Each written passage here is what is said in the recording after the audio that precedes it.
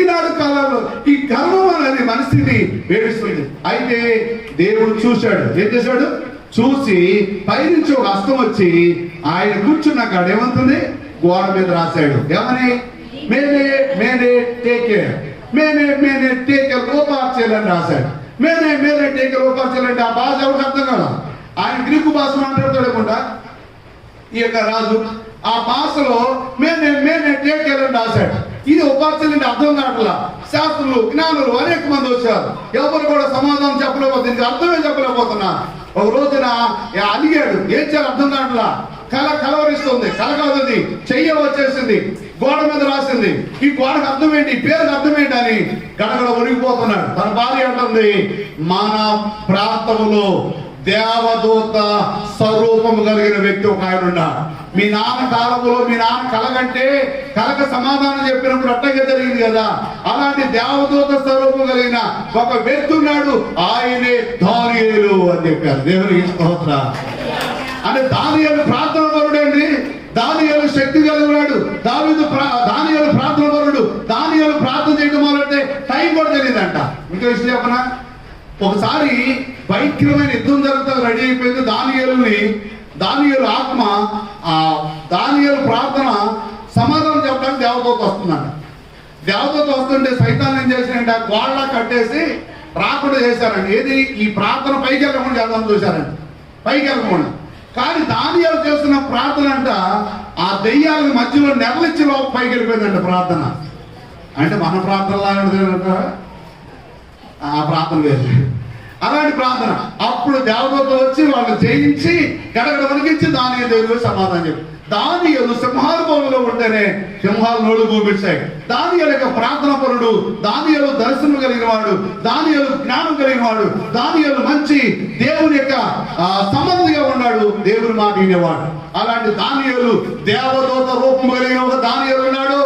ఆ దానియేలు చాలా దర్శనాలు చాలా సమాధానం చెప్పగలిగిన సత్వ దేవుని యొక్క శక్తి ఆయనలో ఉంది అని తన భార్య చెప్పింది.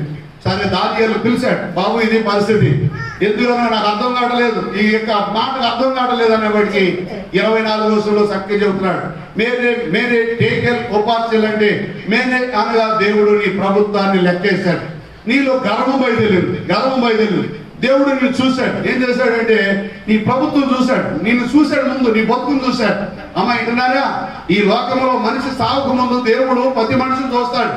ఆ వ్యక్తి ఎలా ఉన్నాడు, 10 మందికి ఉపయోగపడుతున్నాడా, 10 మందిని నాశనం చేస్తున్నాడా, 10 కుటుంబాలు కూర్చుందా, 10 కుటుంబాలు బాగు చేస్తుందా, ఆమె జీవితం ఎలా ఉందో, అతని జీవితం ఎలా ఉందో దేవుడు చూస్తాడు. చూసిన తర్వాత ఏం చేస్తారంటే వీడు ఉంటే 10 మందికి ఉపయోగపడుతున్నాడు కనుక కొంతకాలం ఉంచుదాం అనుకుంటాడు. వీడి వల్ల ఎవరికైనా రాసి వచ్చిందా, భార్యకి రాసి వచ్చినా తీసేస్తాడు, భర్తకు రాసి వచ్చినా తీసేస్తాడు, పిల్లలకు రాసి వచ్చినా తీసేస్తాడు. ఎప్పుడైనా సరే దేవుడా ఇలాంటి తండ్రి నాకు ఎందుకు ఇచ్చావని పిల్లలు ఏడిస్తే ఆలమర కూడా దేవుడు వింటాడు. ఇలాంటి తండ్రిని ఎందుకు ఇచ్చావు అంటే ఆలమర కూడా వింటాడు. ఇంకా చెప్పాలంటే దేవుడా నాకు ఇలాంటి భర్తను ఎందుకు ఇచ్చావు అంటే ఆలమర కూడా దేవుడు ఆలకిస్తాడు. కారణం తెలుసా, ఆలకించుకున్న దేవుడు, ఆయన చూస్తున్న దేవుడు. చూశాడు, పాపం ఎక్కువైపోయింది, ఏం చేశాడు, కాటాలో పెట్టాడు. కాటాలో పెట్టి ఏమైపోయింది, తక్కువైపోయాడు, ఇక పోగలపోతున్నాడు, తక్కువైపోయాడు, తేలిపోయాడు, కాటాలో తేలిపోయాడు. అయితే ఒకటి చూశాడు, 2 చూశాడు. ఆయన బ్లెస్సెస్నే కాదు, మనల్ని కూడా దేవుడు చూస్తున్నాడు. మనం చేస్తున్న పనులు చూస్తున్నాడు, మాట్లాడే మాటలు చూస్తున్నాడు, మన బ్రతుకు చూస్తున్నాడు, మన గర్వం చూస్తున్నాడు, మన ఆలోచన చూస్తున్నాడు. నిజంగా దేవుడి కృప మన మీద ఉంది కనుక కొంత కూతో కాదు ఆమెకైతే అంత ప్రేమ విశ్వాసం ఉంది కనుక ఈ రోజు మనం బతికి పట్టుకట్టాం. ఈ రోజు నేను నిలబడ్డామంటే ఆమెకైతే అంత విశ్వాసం అన్న ఉందేమో నీకు నాకు, అందువల్ల బతికి పట్టుకట్టాం. ఈ రోజు నిలబడ్డాం. అలాంటి ఆమెకంత విశ్వాసం లేకపోతే దేవుడు ఏం చేస్తాడు, చూస్తాడు. ఏం చేస్తాడు, చూస్తాడు. ఏం చేస్తాడు, తీసేస్తాడు. నీకు అక్కర్లే, వీళ్ళ లాభం లేదు, వీటి వల్ల కుటుంబానికి లాభం లేదు, వాళ్ళ బంధువులకు లాభం లేదు, పిల్లలకి లాభం లేదు, వీడి వల్ల లాభం లేనాడు, వీడు వేస్ట్ కాడని. ఆడవాళ్ళైనా మగవాళ్ళైనా సరే దేవుడు ఏం చేస్తాడు, ముందు చూస్తాడు, 2 తోస్తాడు, 3వది ఏం చేస్తాడు, తీసేస్తాడు. 3 పనులు ఆయన, 3 పనులు. ఈనాడు కాలంలో తీసివేయబడాలి. ఎన్ని రోగాలు వచ్చినా దేవుడు కోడి పెట్టలాగా మళ్ళా లేచి నిలబడగలుగుతాం. ఎన్ని రోగాలు వచ్చినా దేవుడి కృప ఉంటే. ఒకవేళ దేవుడి కృప రాకపోతే ఏ రోగం రావక్కర్లేదు, కనుమాయంలో చచ్చిపోతాయి. ఎప్పుడు చచ్చిపోతారో తెలియదు, ఏమైపోతారో తెలియదు. మనిషి జీవితం అలాంటిమాట. గమనిస్తున్నారా? మానవ జీవితంలో గర్వం అన్నది అది ఆడవాళ్ళలో కానీ మగవాళ్ళలో కానీ పిల్లల్లో కానీ ఉందంటే ఆ కుటుంబం బాగోదు, ఆ కుటుంబానికి ప్రతిఫలం ఉండదు, ఆ కుటుంబానికి ఆశీర్వాదాలు ఉండవు, ఆ కుటుంబం అభివృద్ధి కాదు, ఆ కుటుంబంలో గర్వం వల్ల కుటుంబం పతనం అయిపోతుంది. ఆ గర్వమే వాళ్ళ జీవితాలు నెమ్మది లేకుండా చేస్తుంది, ప్రశాంతత లేకుండా చేస్తుంది. ఇలాంటి గర్వం మనిషి జీవితంలో చాలా ప్రమాదకరమైన పరిస్థితి. దేని చూసి మురిచిపోతారు? డబ్బు. 2 అందం. 3 వాద. ఇవన్నీ చూసుకొని మురిచిపోతాం. ఏం చూసి మురిచిపోయినా లాభం లేదు. నేను పెద్ద శిష్యుని అందరికంటే నేను చేపలు పట్టేప్పుడు పిలిచావు, అద్భుతాలు చేసావు, నీ పక్కన నేనే కూర్చోవాలి, నాకంటే గొప్ప వాళ్ళు ఎవరు కాదు 11 మంది అన్నాడు. ఇంకో ఆయన వచ్చాడు, నేను సొంత తమ్ముండ్రా బాబు, ఒక తండ్రి తేడా కానీ ఆ సొంత తమ్ముడు నేను, నాకు తండ్రి ఉన్నాడు, ఆయన తండ్రి లేడు, అంతే తప్ప నేనే మా అన్నయ్య పక్కన కూర్చుంటాను అన్నాడు ఇంకో ఆయన బలివాడు బంధుకోడు దొంగలు వదిలిపెట్టేసి వచ్చేసాను. నేను పెద్ద పెద్ద కోసాలు చేతులు వదిలిపెట్టి వచ్చాను, గడగడ కొనికిచ్చి వచ్చాను, రౌడీజం చేసి అందరూ కూడా వాడిపోయారు. అలాంటి నేను లొంగిపోయి ప్రభుని నమ్ముకున్నాను, నేనే పక్కన కూర్చుంటాను యోధేశ్వరుడు. ఇలా మనసులో మాట చెబుతా ఉంటుంటే అసలు ఇవన్నీ మనకి ఎందుకు గొడవ, ఎక్కడే కూర్చోవాలా? చర్చలో కూడా చాలాసార్లు అయిపోయి తగ్గిపోయింది లేని ఎక్కడ కూర్చున్న వాడు అదే స్థానం కావాలి. ఆ ఇంకో వచ్చిందే మళ్ళీ అప్పుడు కుదరదు. ఇక ఆ స్థానం ఇవ్వాలి, ఈ స్థానం నాది, ఇక కూర్చునే సీటి. అలాగా వీళ్ళందరూ ఏం చేశారంటే వచ్చేసి చెప్పారు, ఎవరు ఎక్కువ అసలు యేసుప్రభుని అడిగేంత గొడవలు ఎందుకు అని. ప్రభువా అసలు ఫస్ట్ నేను పిలిచావు కదా, అసలు మేమందరం నీ పక్కన కూర్చునే వాళ్ళు ఎవరు ముందు ఉంటారు, ఎవరు ఎక్కువ చెప్పు, ఒకవేళ ఎక్కువ ఎవరో తక్కువ. నేనైతే అనుకున్నాను, నాకు తెలియక మనమైతే మనుషులు కదా, పలానాడు ఎక్కువ పలానా తక్కువ అని చెప్పేవాడు. ఆయన అట్లా ఎవడైతే తగ్గించుకుంటాడో వాడే ఎక్కువ, ఎవడైతే హెచ్చించుకుంటాడో వాడే తక్కువ అని చెప్పేశాడు. హెచ్చించుకున్నాడు అందరూ దెబ్బకి మైండ్ పాడైపోయింది ఒక దెబ్బతో. కారణం తెలుసా? మానవ జీవితంలో అది కుటుంబంలో కానీ, భర్త దగ్గర కానీ, భార్య దగ్గర కానీ, పిల్లల దగ్గర కానీ, వాదా ఇష్యూలో కానీ, డబ్బుల ఇష్యూలో కానీ నువ్వు ఎంత గర్విస్తే అంత నష్టానికి గురైపోతావు. నువ్వు ఎంత తగ్గించుకుంటే దేవుడు నేను అంతగా హెచ్చిస్తాడు. ఇంకో వ్యక్తి తెలుసు మీకు, ఎవరైనా సౌలు హెచ్చించుకున్నాడు రాజు పరిపాలనని. హెచ్చించుకోవడం ఏమైపోయింది? అంచులంచులుగా దిగదారిపోయాడు. దావీదు మాత్రం తగ్గించుకున్నాడు. నేను గొర్రెలు దాచుకునేవాడిని, నేనెంత నా బతుకెంత అనుకుంటూ వచ్చాడు. దావీదు దేవుడు ఏం చేశాడు? హెచ్చరిక చేశాడు. గనుక ప్రియులు గమనిస్తున్నారా? గర్వించారా? గర్వం వల్ల ప్రమాదం ఉంది, గర్వంలో నష్టం ఉంది. ఇలాంటి ప్రమాదాలు ఎట్టి పరిస్థితుల్లో రాకూడదని మనకి బైబిల్ చక్కగా మనకి వివరంగా తెలియజేస్తాం. ఇంకో వ్యక్తి ఉన్నాడు, ఆయన చెప్పి ముగించేస్తా.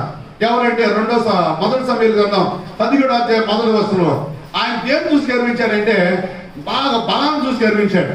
బలవంతుడు, 6 మూల జానుడు ఉన్నాడు, పరాక్రమశాలి, ఫిలిస్తీన్ దేశంలో ఉన్నాడు. ఫిలిస్తీన్లు వెనకాల పెట్టుకొని కొన్ని మంది తీసుకొచ్చేసాడు. వచ్చేసి మేము సౌలా రాజా, మీరు ఎవడైనా సరే దమ్ముండేవాడంటే నన్ను కలుసుకొని అవ్వడికి వెళ్ళండి, కాకపోతే మీ దేశాన్ని మేము ఆక్రమించుకుంటాం అని చెప్పడం మొదలెట్టాడు. సుమారుగా 40 రోజులు ఆ స్థానంలో వచ్చేసి 40 రోజులు వచ్చేసి నేను అంటున్నాడు. ఏం చూసి మురిచిపోతున్నాడు ఆయన చెప్పండి? బలాన్ని చూసి మురిచిపోతున్నాడు. ఎత్తుంటాడు బాగా, అజానబాబుడు ఎత్తు బలం ఉన్నాడు, బాగా లావు ఉన్నాడు. ఆయన కత్తులు, ఆయన చేతిలో ఉన్న కత్తే 6 కేజీలు కత్తి. అది 6 కేజీలు అంటే 60 తులాలు అంతేనా? 6 కేజీలు కత్తి ఆయన చేతిలో ఉన్నది. 6 కేజీల కత్తితో తీసుకొని వచ్చి రండి, దమ్ముంటారండి అంటున్నాడు. కానీ అతను చూసి అందరూ గడగడ ఉనికిపోతున్నారు. పైగా ఉంటే తెలుసా, మీకు చేత కాదా, మీకు దమ్ము లేదా, మీకు అంత శక్తి లేదా, మీ దేవుడు గొప్పోడు కాదా అని దేవుడు కూడా ఎంత చేశాడు. ఏమి చూసి ముచ్చిపోయాడు? బలం అండి. ఒక్కొక్కసారి ఈ బలాన్ని చూసి ముచ్చిపోతాం. ఈ బలాన్ని చూసి ఒక్కోసారి తొడగొట్టేవాళ్ళు ఉంటారు, ఛాలెంజ్ చేసేవాళ్ళు ఉంటారు, దమ్ముంటే రానా అని మేసాలు దిగేవాళ్ళు ఉంటారు, రకరకాలు ఉంటారు. 3 ఇరేసాలు అయితే ముమ్మాట పడిపోతారు. ఇది నా జీవితం, మానవ జీవితం అంతే. ఎంత బలగలడైనా 2 ఇరేసాలు ఏంటంటే అవుట్. ఇక కూర్చొని లేగడం చిలైన బాటు తప్పదు. ఇక్కడ మనం గమనించాల్సింది ఏంటంటే ఇలాంటి గర్వం, అహంకారం అన్నది ఇతను వచ్చి 20 రారా నీ ఎవరు చేస్తానంటే సౌలు వెళ్ళలేకపోయాడు. సౌలు అంత పరాక్రమశాలి, అన్ని దేశాలు గతగతవనిపించాడు. ఫిలిస్తీన్లు భయపడిపోయారు సౌలు అంటే. సౌలు కూడా చాతకాలంలో కూర్చున్నాడు. సౌలు కుమారుడు నాతాను సామాన్యుడు కాదు, ఆయన చాలా యుద్ధాలు చేసి లక్షల మందిని చంపాడు. కానీ గొలియాతును చూసి తడిచిపోయాడు. ఇలా చెప్పాల్సి వస్తే అక్కడ చాలా మంది ఉన్నారు. దావీదు అన్నలు ఉన్నారు 3, వాళ్ళు కూడా వాళ్ళ కాల సైనికులు ఉన్నారు. కాల ఇది చెప్పాల్సి వస్తే 300 మంది బెన్యామీను గోత్రికులు ఎడమ చేతితో యుద్ధం చేసేవాళ్ళు ఉన్నారు. ఎడమ చేతితో కుడి చేయి కట్టేస్తే ఎడమ చేతితో ఇసిరి చంపేవాళ్ళు ఉన్నారు. 300 మంది చంపుకున్నారు. ఒకసారి భయపడిపోయారు. ఎందుకని? ఒక్కడే వెళ్ళాలి ఆయన మీదకి, అందరు కాదు, ఒక్కడే రావాలి, ఒక్కడే యుద్ధం చేయాలి. ఎవరు వస్తారు? ఎడమ చేతితో ఇసిరే వాళ్ళే వెళ్ళిపోయారు. 3 లక్షల మంది జనాభా యోధా ప్రజలు యుద్ధం చదువులు ఉన్నారు. మహా పరాక్రమశాలులు. వాళ్ళు పెంచుతారు. వాళ్ళు కూడా వెళ్ళగలట్లేదు. అతను చూడగానే వీళ్ళకి చెమటలు పడుతున్నాయి. అతను చూడగానే భయం వేస్తుంది. ఏ చంపేస్తా భయం. భార్య పిల్లలు ఉన్నారు. ఎందుకు పోగొట్టుకోవాలి? ఎవరికి కూడా ఆగిపోతున్నారు. అక్కడికి సౌలు అనుకున్నాడు, ఇంత బతుకుపోతే ఇంటిని తెచ్చాడు నా బతుకు, ఎక్కడైతే చచ్చేస్తాను, నేను వెళ్ళిపోతానంటే వాళ్ళు వెళ్ళేవలా. కారణం ఏంటంటే, సౌలా నువ్వు ఉండాలి, నువ్వు లేకపోతే మేము ఇబ్బంది అని చెప్పారు. ఏం చేయాలి? రోజు వస్తున్నాడు, రోజు ఛాలెంజ్ చేస్తున్నాడు. మీరే వచ్చారు, మీ ఇంటి ముందు వచ్చి నీకు దమ్ముంటేరా నీ అవ్వాలి ఏం చేస్తా అని చెప్తున్నారు అనుకోండి. మనం 4 రోజులు ఊరుకుంటాం. ఎన్నో ఊరుకుంటాం? 1 రోజు ఊరుకుంటాం, 2 రోజులు ఊరుకుంటాం. పేడ కొట్టేటప్పుడు కూడా ఇట్లా కొట్టేస్తాను పేడ అందనుకోండి, కొత్త ఊరుకుంటాం. ఇంకా కొండలు కట్టేటప్పుడు, నీళ్ళు పట్టేటప్పుడు డమ్మను కొట్టిందనుకోండి, అప్పుడైనా ఊరుకోవచ్చు. రోజు ఊరుకోవాలంటే చాలా కష్టం. అప్పుడు ఏమవుతుందంటే, క్రిస్మస్ పండుగ రోజులు ఒప్పుకుందాం అనే పాపాలు అనిపించేసి ఆ రోజు మొదలెట్టాం. ఆ రోజు ఏం చేద్దామంటే, ఆ రోజు ఒప్పుకోవచ్చులే పాపాలు అంటే. పాత్ర కార్యక్రమం పండుగ ముందు ఉంది కదా, అప్పుడు కట్టుకోవచ్చులే. ఇప్పుడు చూద్దామని కాలుతో ఒక్కదుంది అంటారు, అంతే కదా జరిగిందండి. అంటే అక్కడ కూడా కాలుతో బయటికి చేస్తారు, కనపడినట్టు తొక్కేస్తారు, వచ్చి నెలగడికి వచ్చి చూడలేదు అన్నట్టుగా. చాలా మంది రకరకాలైన మనుషులు, ఇలాంటి మనస్తత్వం కలిగిన ఈ రోజు వస్తున్నాడు యుద్ధం చేయడానికి. ఏం చేయాలి అర్థం రోజు తిరిగి ఎవరు కూడారండి. ఎంత చేతగానుడు అయినా సరే ఊరుకోడు. ఒకసారి గుంటోడు మామిడి అక్కడ కాపలో పెట్టారట. రోజు అన్నం ఎక్కడ ఉంటారు. ఆ గుంటోడు ఏం చేయాలంటే దుప్పలు కప్పుకొని మంచివాళ్ళు లేకున్నాడు. పిల్లలు వస్తున్నారు, మామిడి గెలు కోసుకున్నారు. రాయి వస్తే చంపేస్తా అన్నాడండి. సరే పారిపోయారు రోజున. 2 రోజులు అదే పని, వస్తే చంపేస్తారా కాయకపోయి అన్నాడు. అది కూడా బాగా ఊరుకున్నారు. 3వసారి వచ్చారు, వస్తే చంపేస్తాంటే ఒక్క కాలు కూడా ఇట్లా, ఒక అడుగు కూడా ముందుకి ఇట్లా. అసలు ఈ కాళ్ళు ఉన్నాయా లేవో తెలియదు. ఒకసారి రారా చూద్దాం అన్నాడు. అరే నీకు అన్నం పెడతారా? ఈ అన్నం పెట్టేవాడు ఉపపడతారు, అన్నం పెడతారు, అన్నం పెట్టేసాడండి. కారణం ఏంటంటే, కాళ్ళు లేని కుంటోడికి అంత వాసన ఉంటే ఇంక కాళ్ళు ఉండే వాళ్ళకి ఎంత వాసన ఉంటుంది? మనం తట్టుకోగలుగుతామా? రోజు వస్తున్నాడు యుద్ధం చేయడానికి.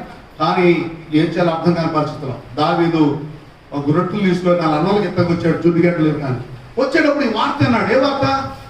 ఛాలెంజ్ చేయటం, తొడగొడతాం, దమ్ము ఉందా అంటాం. మీరు మనవాళ్ళైతే, మీ దేవుడు గొప్పవాడైతే రండి అంటుంటే, ఈ పుట్టోడు చిన్నోడే కానీ వాసం వచ్చేసింది. వాసం వచ్చిందని ఏం లేదు, ఆయుధాలను ధరించారు. ధరిస్తే కింద పడిపోయాడు, తట్టుకోలేదు. బాబు ఈ ఆయుధాలు నాకేం అక్కర్లేదు అని చెప్పాడు. యుద్ధానికి వెళ్తానంటే సౌలు అన్నాడు, వద్దు అన్నాడు. వాళ్ళ అన్నారు వద్దండి, తెలియజేస్తున్నాడు మా కుర్రాడు, మా తమ్ముడు తెలియదు, ఆడు ఎంత గొర్రెలు మారుకున్నాడు అని చెప్పి అప్పుడు చెబుతున్నాడు. సౌలు రాజా, నేను గొర్రెలు మేపేటప్పుడు సింహాలు తీసుకెళ్ళిపోతుంటే సింహం నోట్లోంచి నేను గొర్రెలు లాక్కొచ్చా, ఎలుగుబండు తీసుకెళ్ళిపోతుంటే ఎలుగుబండు గొర్రెలు లాక్కొచ్చా. ఈ 2 గొప్పవాడు వాడిని ఈ రోజుని మొక్కలుగా చేస్తా నాకు అవకాశం ఇస్తే. ఈ సౌలుకి ఏం అర్థం కావట్లా. ఎంతమెంత దమ్ముగా అందరూ కూర్చున్నాం. ఈడొచ్చాక గొర్రెలు మేపుకునేవాడు, గొర్రెలు తోలుకునేవాడు వచ్చేసి నేను చంపేస్తాను, కొట్టేస్తాను అంటాడు. ఎంత కొడతాడు? కొన్ని కొట్టరా అని పంపించాడు. యుద్ధం చేద్దానికి బయటికి చేద్దాం ఏమి లేవు. కర్ర తీసుకోదగిలి, కత్తి కూడా మొయ్యలేడు. మాట చెప్పాల్సి వస్తే 6 కేజీలు కత్తి కూడా మొయ్యలేడు. అలాంటి పరిస్థితి. ఈయన అలవాటు ఏంటి? గొర్రెలు కాస్తున్నప్పుడు ఏం నేర్చుకున్నాడు? వరిచాలు నేర్చుకున్నాడు. వరిచాలు బాగా చూటుగా గురి నేర్చుకున్నాడు. ఆ వరిచాల్లో 5 రాళ్ళు తీసుకొని, ఒక రాయి తీసుకొని వెళ్ళి అప్పుడు అంటున్నాడు. అప్పుడు గొలియాదు అంటున్నాడు, అరే నేను బలాసూరిగాలోని బలవంతుడు, నేను నా సంగతి మీకు తెలుసు, మీ వాళ్ళందరూ గడగడ ఒరిగిపోయారు. ఇంతకీ నా పేరు చెప్తే నువ్వు ఏంటో వరిచాలు తీసుకొని వస్తున్నావు? నేను కుక్కను అనుకుంటున్నావా?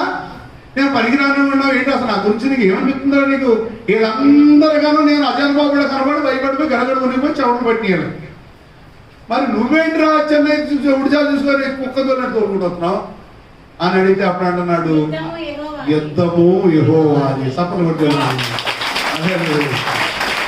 యుద్ధం నేను చేస్తే మీరు గెలవలేను. ఏంటన్నారా? నేను చేస్తే గెలవలేను, నా వల్ల కాదు. కానీ యుద్ధం యెహోవాది. యెహోవా నిన్ను అంతం చేయబోతున్నాడు. ఈ రోజు నేను నీ తలను, నీ శిరస్సును 2 ముక్కలుగా చేసి, నీ శిరస్థానం చేసి నేను తల తీసుకొని ఇశ్రాయేలు ప్రజల్లో తీసుకొస్తా. ఇది అంటున్నాడు. ఓ పిల్ల మాటలు మాట్లాడుతున్నావా, పెద్దోడు మాటలు మాట్లాడు? ఏం మాటలు? అర్థమైన మాటలు, చాలా విచిత్రమైన మాటలు. అంటే దావీదు ఎవరి మీద ఆధారం కలిగి ఉన్నాడు? దేవుని మీద. దావీదు పక్కన పెట్టేయండి. ఇప్పుడు మనకు కావాల్సిన ఎవరు? గొలియాతు. ఎంత గర్వం అంటే డబ్బును చూశాడు, బలాన్ని చూశాడు, శక్తిని చూశాడు, వచ్చాడు. కానీ పెద్ద పెద్ద కత్తులు ఇచ్చుకున్నాడు కూడా భయపడిపోయినప్పుడు ఈయన ఒడిశాలు తీసుకొని తిప్పి యెహోవా పేరట యుద్ధం అని చెప్పి హెడ్ కొట్టగానే ఎక్కడ తగిలిందంట? నొసట్లో తగిలింది. ఒకే దెబ్బ పడిపోయాడు. యాక్షన్ చేస్తున్నాడు అనుకున్నాడు, నేల కోల్పోయాడు. యాక్షన్ చేస్తున్నాడు అనుకున్నాడు, వెళ్ళాడు, కత్తి తీసుకెళ్ళాడు. ఆయన కత్తి తీసుకున్నాడు. వల్ల గొలియాతు కత్తి తీసుకొని పీక్ తెచ్చి ఆ తలకాయ తీసుకొని వస్తున్నాడు. అప్పుడు ప్రజలందరూ దావీదుకి జై, దావీదుకి జై, దావీదు జై అంట మానేశారు. కారణం ఏం తెలుసా?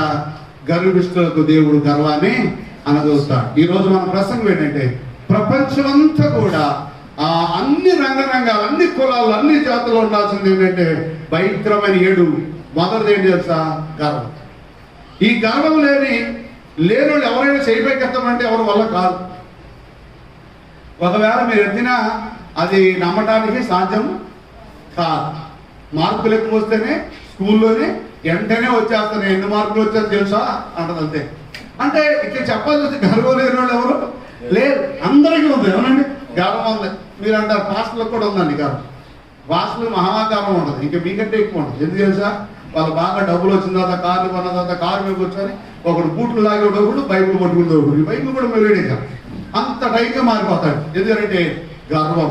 మనిషి దేవుడు ఏ స్థితిలో దేవుడు రక్షించాడో, ఏ స్థితిలో దేవుడు కాపాడాడో, ఏ స్థితిలో మనం పిలిచాడో, ఏ స్థితిలో ఈ రకంగా తీసుకొచ్చాడో అది ఎప్పుడు జ్ఞాపకం. అందుకే దావీదు అంటాడు, దేవా గొర్రెలు కాసుకునే నన్ను ఎంతవాడిగా తీసుకొచ్చా, నేనెంత, నా బ్రతుకు ఎంత అంటాడు. 18వ వచనంలో 7:18, 2 సమయాలు 7:18 నేనెంత అనుకుంటే మనం చేసిన కార్యాలు దేవుడు మన పట్ల ఏం కార్యాలు చేశాడో అది మర్చిపోకూడదు. మా జీవితంలో కూడా మర్చిపోకూడదు. అమ్మ ఇంటున్నారా? గర్వం మహాభయంకరమైంది. నేను కూడా అలా గర్వించాను. చాలా మంది యుద్ధం చేసి ఫైటింగ్ చేసినప్పుడు నేను చిన్న వయసులోనే, కారణం ఏంటంటే నేను అలా అయిపోయిన కారణం 2 మాటలు చెప్తాను. నేను వాటిల్లో పనిచేసేవాడు, నాకు రోజు కొట్టేవాడు అందరూ. దెబ్బలు తినలా ఒక రోజు ఏం చేశానంటే, ఇక ఎంత తింటాను, ఈ పోయేది ఎప్పుడైనా పోతాను, ఒకే దెబ్బ కొట్టాను. వాళ్ళు ఎగరే హాస్పిటల్ తీసుకెళ్ళిపోయాడు. ఓహో, అప్పుడు చూసారు ఏంటి ఈ దెబ్బ ఎంత భయంకరంగా ఉందనుకున్నారు. అప్పుడు నుంచి కొద్దిగా భయపడ్డారు వాటిలోళ్ళు. తర్వాత కొంచెం బహిరంగ బయటకు వచ్చేసారు, యుద్ధంలోకి వచ్చేస్తాను. అన్ని గొడవలు ఎక్కువైపోతాయి. తర్వాత ఏమన్నారంటే బిర్లు గీసి, బిర్రులో కోడి పందాలు బిర్లు లాగా బిర్రులోకి వచ్చి యుద్ధం చేశాం. యుద్ధం చచ్చిపోతే కేసు లేదు, ఇక చచ్చిపోతే కేసు లేదు. అలాంటి యుద్ధం చేసుకోవడం కలిసాను నేను. ఇంకా చెప్పాలంటే రౌడీ అనుకున్నాను. ఎవడైతే నేను రౌడీ అన్నవాడిని, ఎట్టు పరిస్థితుల్లో రౌడీ అన్న మాట రాకుండా నోటంలా అలాంటి కొట్టి రోజులు ఉన్నాయి. అది పెద్ద స్టోరీ చెప్పాల్సి వస్తుంది. అంతే గర్వం నాగంటే ఒక రోజు నన్ను ఇట్లా కాదు, మన మొక్కల మీద కొట్టలేము, 6 కలిసి కొట్టాను, మన ఊరు బయటకు వెళ్ళిపోతామని మా బంధువులే బందర్ మధ్యలో కాసేసారు. బందర్ కూడా కాసేసారు. నేను వెళ్తున్నా, నన్ను ఆపారు, బాబు ఇంటికాడ ఎర్ర వీగుతున్నాం, ఒక హీరోగా పోజ్ ఇస్తున్నాం, ఇక్కడ ఈ పోజ్ ఏంటో చూద్దాం అన్నారు. రౌండ్ తిప్పేశారు. రౌండ్ తిప్పేవాడి ఆ రౌండ్ 6 ఒకేసారి కొట్టాలి, మన దగ్గర ఏం లేవు. అలా 6 కొట్టేశాను. వాళ్ళందరూ మళ్ళా ఆటోలో వచ్చేసారు. వాళ్ళు నేను బేరానికి వెళ్ళిపోయాను. మళ్ళా ఆటోలో వచ్చేసారు, నా కోసం చూస్తున్నాను. 6 కొట్ల బేరం వచ్చి అన్నారు. నాకు కూడా అలాంటి గర్వం ఉండేది, గర్విస్తాను ఉండేది. కొట్టగలుగుతాను, ఎంతమంది కొట్టగలుగుతాను, కత్తి తిప్పగలుగుతాను, కనసాధన చేయగలుగుతాను. ఇలాంటి గర్వం నాలో ఉండిపోయేది. దేవుడు ఏం చేశాడంటే చెప్పాడు, ఎనలా దేవుడికి లోపడలా, తగ్గించుకునే మనసు నాకు లేదు. ఎందుకంటే నాకు అహంకారం ఉండేది, గర్వం ఉండేది, ఎంతమంది కొట్టగలుగుతానన్న ఆలోచన నాకు ఉండేది. అలా చెప్పాల్సి వస్తే నా కండ బిరు చూసుకొని, నా యొక్క బలాన్ని చూసుకొని నేను చాలా భయంకర పరిస్థితులు. ఇంకా చెప్పాలి, మా పెద్ద అమ్మాయి ఒక రోజు చిన్నపిల్ల అయితే పెద్ద అమ్మోకి వచ్చి పెద్ద ఎద్దు వచ్చేసి తలతో ఒక్కసారి ఎక్కడైతే ఇక్కడి నుంచి అంత దూరం పడిపోయింది, చాలా దూరం. తలపై ఇట్లా లాగితే అయితే బంతిలా ఎగిరి పడిపోయి ఎక్కడో పడింది. అప్పుడు ఒకే ఒక పిల్ల, నాకు ఒకే ఒక అమ్మాయి. అప్పటికి వీళ్ళందరూ పుట్ల ఆ టైం అర్థమున్నది. అప్పుడు దాని మీద 2-3 గంటలు యుద్ధం చేశాను. ఆ ఇంటోడు వచ్చేసి బదులాడుతున్నాడు, కాదు ఈయన తీసుకున్న కత్తి తీసుకున్నా దీన్ని ముక్కలు చేయాలన్నా నేను ఈ యుద్ధం చేస్తున్నాం, ఈయనేమైపోతాడు కూడా రామా మొత్తానికి ఆడొచ్చి బదులాడుతున్నాడు, బాబు ఆగని ఆగడానికి వీళ్ళు చంపాల్సిందే. అలాగా 2 గంటలు అమ్మ భయంకరమైన గిత్త మీద యుద్ధం చేసిన వ్యక్తిని. అలాంటి వాడిని దేవుడు ఎవరికి మాట ఏం లేడు, ఎవరు చెప్పినాడు, తండ్రి చెప్పినాడు, బంధువులు చెప్పినాడు, తండ్రి చెప్పినాడు. ఇక చెప్పాల్సి వస్తే కొన్ని బుధనా లేదు, మరలా లేదు, అన్న లేదు, తమ్ముడు లేదు, అందరూ కొట్టేయటమే. ఇక భయం లేదు, ఇక అందరం కొట్టేస్తాం. అసలు పేరు చెప్తేనే భయం అందరికి. నాలో ఒక అహంకారం, ఒక గర్విష్ఠతనం బయలుదేరింది. ఏం చేయాలో అర్థం కాదు. నన్ను చూసి ప్రజలు గద్దెతో నింపుకోవాలి అన్న ఆలోచన నాకు వచ్చేది. అలాంటి పరిస్థితులు ఏం చేయాలో అర్థం కాని పరిస్థితులు ఉన్నప్పుడు దేవుడు నన్ను చూశాడు. ఈయన బాగా గర్విస్తున్నాడు, ఈయన గర్వత్తుడు, ఈ గర్వం అనవదొక్కియాలనుకొని 1999 4/25 తారీఖున ఈ లైన్ కరెంట్ చేశాను. టీవీ ఆంటీల ద్వారా ఇదే ఇల్లు, ఇంట్లో టీవీ పెట్టుకున్న చక్కగా ఒక తల్లి వచ్చింది పక్కన అద్దెకి. ఆ తల్లి ఏం చేసిందంటే యాంటీని పెట్టయ్యా, అప్పుడు పాస్టర్ కాదు నేను, ఈ యాంటీను కలెక్షన్ టేపు కలెక్షన్ తగ్గించు తినేసి కూర్చొని సినిమా వచ్చేత డబ్బులు పెట్టే పర్లేదా. ఎంత మంచి సలహా ఇచ్చావు మనం, నీలాంటి సలహా ఎవరు లేదు అనుకున్నాను. మొత్తానికి వెళ్ళి యాంటీని తీసుకెళ్ళి అలా తగిలిస్తున్నా. నేను పట్టుకున్న వెనక రాడ్డు కదా, ఆ రాడ్డు పైకి తగిలిస్తుంది లైట్ కరెంట్. అతుకుపోయాను అంతే. 5 నిమిషాల్లో కరెంట్ వచ్చేసింది.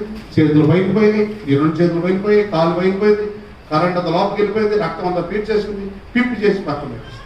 అప్పుడు కూడా నేను పిల్లలందరూ చూసుకో జాగ్రత్త, నేను చచ్చిపోతున్నానని చెప్తాను, నోటి మాట రావట్లా.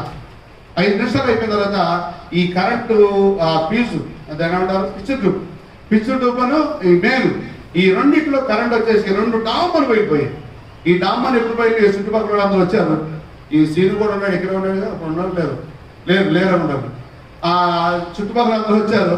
వచ్చిన తర్వాత చచ్చిపోయాడు. మా ఇంట్లో అద్దె ఉన్నాడు ఆయన చచ్చిపోయాడు. వెంటనే నన్ను పాస్టర్ ఇద్దరు కలిసి పైకి లేపారు. నా ఒంట్లో నా కరెంట్ అంతా ఎడవ కాలంలో వచ్చి ఆ కాలంలో బయటకు వచ్చేసింది. 3 నెలలు మంచంలో ఉన్నా. అయినా డాక్టర్ బతకదని చెప్పారు, చచ్చిపోతారు బాధలు, తీసుకెళ్ళి హాస్పిటల్ అని చెప్పారు. ఇక్కడే మంచం వేసుకోవడం చిన్నపిల్లలు వీళ్ళందరూ కూడా. ఎందుకు చెబుతున్నా ఈ మాటలంటే, నా గర్వాన్ని దేవుడు కరెంటు చేయ ద్వారా బుద్ధి చెప్పాడు, గర్వాన్ని అణగదొక్కేసాడు. ఈ రోజున అదే గర్వం నాలో ఉంటే, అలాంటి మనసు నాలో ఉంటే ఈ రోజున సేవ చేయడానికి నేను అనుకున్నగా సరిపోదు. దేవుడు ఏం చేస్తారంటే, ఒక ఎద్దు బాగా బరువు పోయాలంటే దాని మెడ మీద ఏం చేయాలి, రాపుడు రావాలి, మెడకి రాపుడు రావాలి. రాపుడు వస్తేనే ఎద్దు మైగలుగుతుంది. అలాగే దేవుడు నన్ను రాపుడు పెట్టాడు, నా గర్వాన్ని అనుదొక్కేశాడు, నాలో ఉన్న బలాన్ని తీసివేశాడు. ఇంకా చెప్పాలి చూస్తే తగ్గించుకొని ఎక్కడికెక్కడ తగ్గించుకునే మనసు దేవుడు నాకు అనుగ్రహించాడు. ఈ రోజున ఆ దేవుడే నా గర్వాన్ని అనగదక్కకపోతే, ఆ దేవుడే నా బతుకులు మార్చకపోతే నేను పాడి నరకానికి వెళ్ళిపోవడమో, ఎవరి చేతిలో పడి చచ్చిపోవడం ఏదో జరిగేది. దేవుడు నన్ను, నా కుటుంబాన్ని రక్షించాడు, నా బ్రతుకులు మార్చాడు, నా జీవితాన్ని సరిచేశాడు, తగ్గించుకునే మనసు నాకు ఇచ్చాడు. ఇది చెప్పాల్సిన నాలో అహంకారం కన్నబిల్లు మర్చిపోయారు, గొడవలు వదిలిపెట్టేశాడు. సమస్తం వదిలిపెట్టి ప్రభు వరకు ప్రభు సన్నిధిలో ఉన్నా. అందుకే అలాంటి గర్వం నాకు వస్తేమని మళ్ళీ ఇప్పుడు రాకుండా ప్రతి నెల 3 రోజులు ఉపవాస ప్రార్థనలో ఉండాలనుకుంటున్నా. నాకు ఓపుకున్నా లేకపోయినా బలం ఉండదు. ఒకసారి నీరసం వచ్చేస్తుంది. ఇప్పుడు వాక్యం చెబుతుంటే కూడా నీరసం వచ్చేస్తుంది. ఆ నీరసం వచ్చినా సరే ఎటు పరిస్థితుల్లో కూడా ఆ 3 రోజులు ఉపవాస ప్రార్థనలో అక్కడికి కూర్చొని ప్రార్థన చేస్తాం. మేము కుటుంబం పిల్లలందరూ కూడా, సంఘం మీరందరూ కూడా ప్రార్థన చేయండి. నేను ఒకటి చెబుతున్నాను, గర్వించుకున్నట్టే దేవుడికి ఇష్టం ఉండదు. తగ్గించుకున్న వాళ్ళంటే ఆయనకి ఇష్టం. తగ్గించుకున్న వాళ్ళు దేవుడు దీవిస్తాడు, ఆశీర్వదిస్తాడు. ప్రపంచంలో అందరూ చేసే పాపంలో ఈ 7 పాపాలు పాపం ఏంటంటే గర్వం. కనవైశ్య తర్వాత చెప్పుకుందాం. ఈ గర్వం తగ్గించే దేవుడు మన పక్షంలో ఉన్నాడు, మనం ప్రేమించాడు, మనల్ని విధేయంగా నడిపిస్తున్నాడు, మన స్థితిగతులు మార్చాడు, మరణం తప్పించాడు. ఈ లోకంలో నీవు నేను హాయిగా బతకాలని దేవుడు అవకాశం ఇచ్చాడు. ప్రార్థన చేసుకుందాం.